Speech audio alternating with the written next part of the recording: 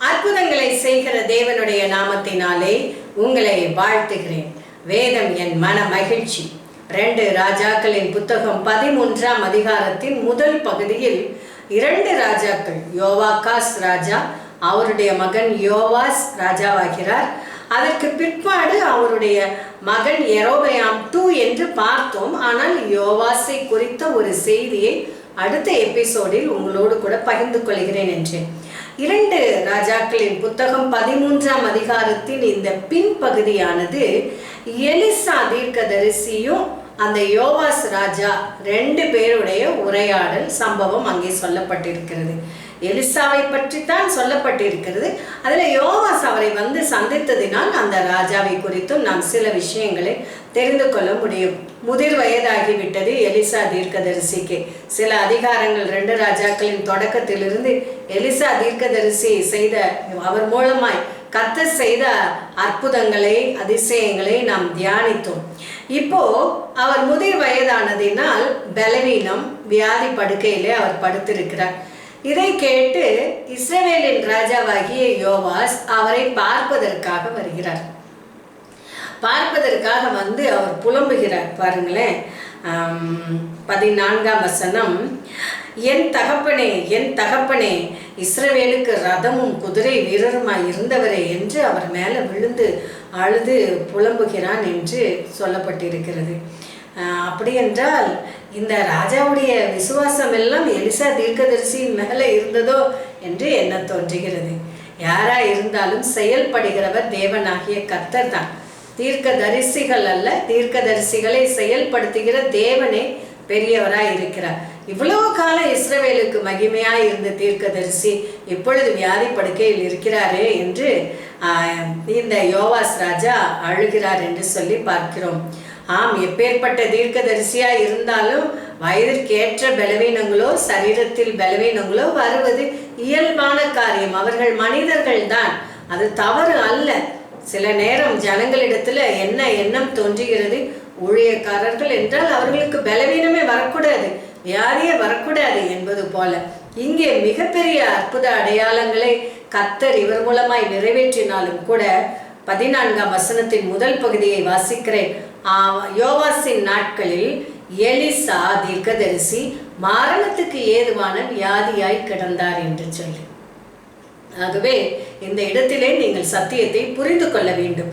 பிறகு எலிசா தீர்க்கதரிசி மரண படுக்கையில் இருந்தாலும் கூட யோவாசை பார்த்து சொல்லுகிறார், வில்லையும் அம்பையும் அவருடைய கைகளிலே கொடுத்து கிழக்கு பக்கத்திலே ஜன்னலை திறந்து வைத்து நீங்க இந்த வில்லை விட வேண்டும் என்று சொல்லுகிறார். அவர் வில்லை விடுகிறார். வில்லை விட்டு அந்த வசனத்தை நான் வாசிக்கிறேன்.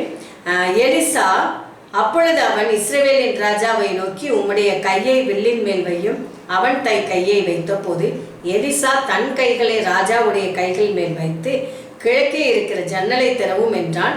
அவன் அதை திறந்த போது எலிசா எய்யும் என்றான். இவன் எய்த போது அந்த அம்பு வெளியே போயிடுச்சு, ஜன்னல் வழியா. உடனே எலிசா தீர்க்கதரிசி யோவாசை பார்த்து சொல்லுகிறார், இது நீ சீரியரை முறியடிப்பாய் என்பதை விளக்குவதனான அன்பு. அந்த காலத்துல தீர்க்கதரிசிகள் இப்படிப்பட்ட காரியங்களை செய்ய சொல்லும் பொழுது அது எதிர்காலத்தில் நடைபெற போகிற ஒரு காரியமாய் இருந்து இது தீர்க்க தரிசன செய்கையாய் இருக்கிறது. அதனுடைய அடிப்படையில் தான் இன்றைக்கும் நாம் சில நேரங்களில் வசனங்களை சிந்திக்கும் போதும், தியானிக்கும் பொழுதும், செய்திகளை கேட்கும் பொழுதும் சில ஆக்ஷன்ஸ், சில செய்கைகளை செய்கிறோம். எதற்காக? தீர்க்க தரிசன செய்கைகளாய் அவைகள் இருக்கிறபடியினால். பிறகு அந்த அம்புகளை எல்லாம் எடுத்துக்கொண்டு வர சொல்லுகிறார். அதற்கு பிற்பாடு தரையிலே அடியும் என்று சொல்லி எலிசா தீர்க்கதரிசி யோவாஸ் ராஜாவிடம் சொல்லுகிறார். யோவாஸ் ராஜா தரையிலே ஒரு 3 விசை அடிக்கிறார். உடனே எலிசா சொல்றாரு, ஏன் 3 தடவை அடிச்ச, ஒரு 5-6 தடவை அடிச்சிருக்க கூடாதா? நீ 3 தடவை அடிச்சதுனால சீரியரை 3 தரம் முறியடிப்பாய்.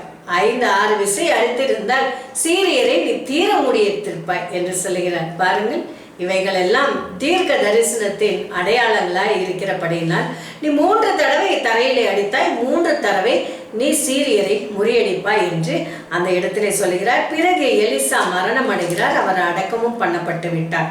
அதற்கெல்லாம் பிறகு பாருங்களேன், மறு வருஷத்தில் எலிசா மரணம் அடைந்தார், அவரை அடக்கம் பண்ணினார்கள். மறு வருஷத்தில் என்று சொல்லி அங்கே ஒரு சம்பவம். மறு வருஷத்தில் செத்து போன ஒரு மனிதனுடைய பிரேதத்தை கொண்டு வந்து எலிசா அடக்கம் பண்ணப்பட்ட இடத்திலே தூக்கி போடுகிறார்கள். அந்த மரித்த பிரேதம் ஏற்கனவே அடக்கம் செய்யப்பட்டு அங்க எலும்புகளாய் கிடக்கின்ற எலிசாவின் சரீரத்தின் மீது பட்ட உடனே இந்த பிரேதத்திற்குள் உயிர் வந்தது.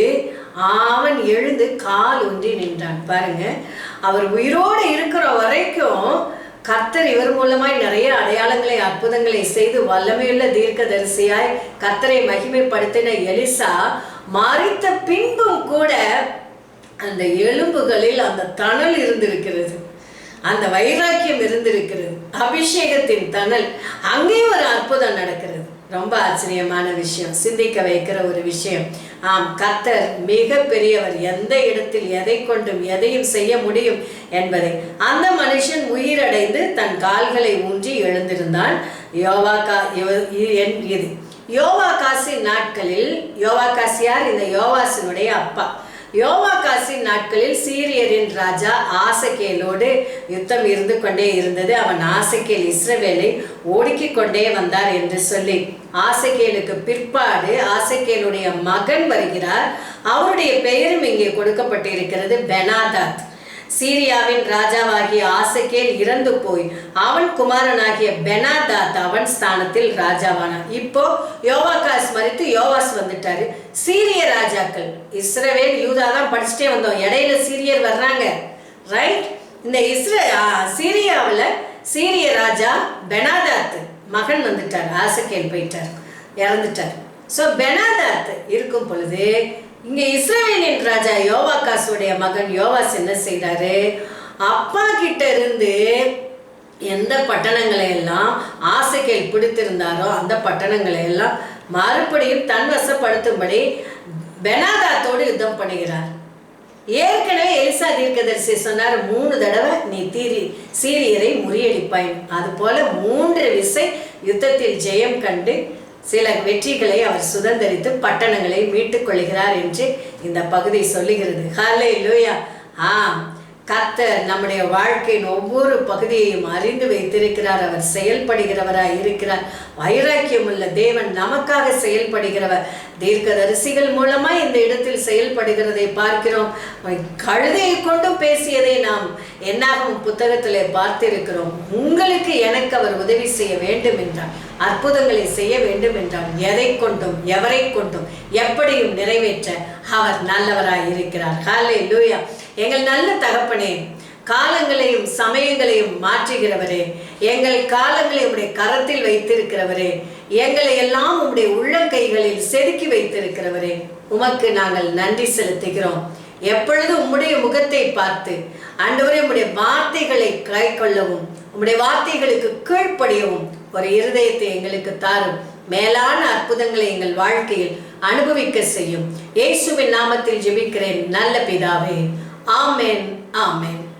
God bless you. கர்த்தர் உங்களை ஆசீர்வதிப்பாராக. Amen.